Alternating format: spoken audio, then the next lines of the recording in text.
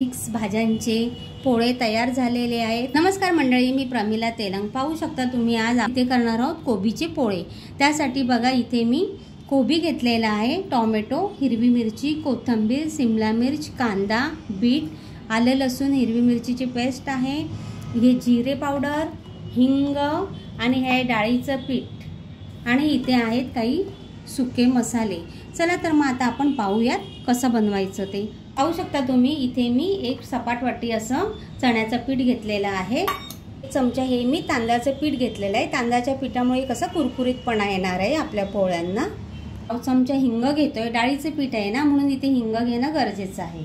बारीक असा चिरून घेतलाय कोबी अर्धी वाटी, हे अर्धा टोमॅटो, एक बारीक अशी कट करून घेतलेली हिरवी मिरची, शिमला मिरची घेतली आहे बारीक कट करून, मीडियम साइज मधला कांदा घेतलाय बारीक कट करून, अर्ध छोटं बीट घेतलेलं आहे इथे बारीक कट करून, कोथिंबीर बारीक चिरून घेतलेली आहे, आलं लसूण, हिरवी मिरची, कोथिंबीर अशी पेस्ट बनवलेली आहे इथे एक चमचा घेतले मी। मसाल्याच्या डब्यातला चमचा आहे, अर्धा चमचा इथे जिरा पावडर घेतले, अर्धा चमचा इथे हळद घेतलेली आहे, अर्धा चमचा इथे बघू शकता धने पावडर घेतली आहे आणि हे छोटे चमचे आहेत बरं, मसाल्याच्या डब्यातला छोटा चमचा आहे। चवीपुरतं मीठ इथे अर्धा चमचा असं मीठ घेतलेलं आहे। आता तुमचं भाज्यांचं प्रमाण किती आहे त्या प्रमाणात तुम्ही मीठ कमी जास्त करू शकता, पण इथे लाल तिखट वापरणार नाही आहोत कारण आपण इथे हिरवी मिरची घेतलेली आहे।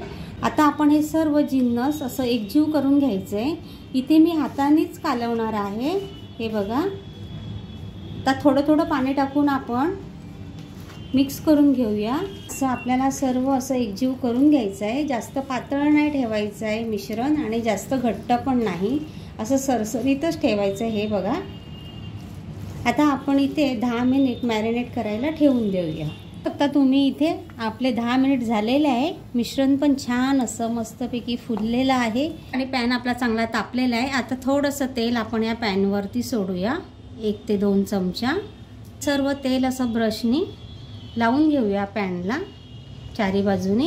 हे आता इथे आपण छान असे कोबीचे पोळे करतोय। तुम्ही पण तुमच्याकडे भाज्या असतील ना तर असं कोबी, शिमला मिर्च, कांदा, टोमॅटो सर्व असं घालून तुम्ही असे पोळे करून खाऊ शकता। आपण आता इथे छोटे छोटे पोळे करून घेऊया। हे बघा अशा प्रकारे जर पॅन मोठा असेल ना आणि जागा शिल्लक असेल तर असं साईडला थोडे थोडे टाकून घ्यायचे बारीक बारीक, म्हणजे जागा पण वाया जात नाही आणि आपले पोळे पण झटपट होतात। आता चॅनलवर नवीन असतील त्यांनी चॅनलला सबस्क्राईब करायला विसरू नका। चॅनलला सबस्क्राईब करा, व्हिडिओ शेअर करा, कमेंट करा, व्हिडिओ पूर्ण बघा, स्किप करू नका। आता आपण गॅस मीडियम करूया आणि त्यावरती 2 मिनिट झाकण ठेवूया। आपले 2 मिनिट झालेले आहे, आपण जरा झाकण उघडूया। आपण यावरती ना थोडं थोडं असं तेल सोडूया वरतून, हे बघा असं, आणि थोडंसं असं किनाऱ्यानी पण सोडायचं। हे बघा आता एक बाजू खालची चांगली होऊन द्यायची, मगच पलटी करायचं। आता बघा एक बाजू आपली व्हायला आलेली आहे, आता आपण एक एक पोळा पलटी करून घेऊया। हे बघा असं आता आपण सर्व या प्रकारे पोळे पलटी करून घेऊया। छान अशी आपली एक बाजू झालेली आहे। आता आपण पुन्हा यावरती 2 मिनिट झाकण मारून ठेवूया। आपले 2 ते 3 मिनिट झालेले आहेत। आता आपण दुसरी बाजू पण पलटी करून बघूयात। वाव, बघू शकता तुम्ही किती सुंदर आपली दुसरी बाजू पण झालेली आहे। हे बघा तुम्ही पण असे झटपट होणारे कोबीचे पोळे करून खा। इथे आता आपले ना सर्व पोळे झालेले आहेत, आपण आता एका प्लेटमध्ये काढून घेऊया। तुम्हाला जर अजूनही खरपूस जर भाजून घ्यायचे असतील तर तुम्ही अजूनही खरपूस इथे शेकायला ठेवू शकता। हे बघा इथे छान असे आपले कोबीचे पोळे झालेले आहेत।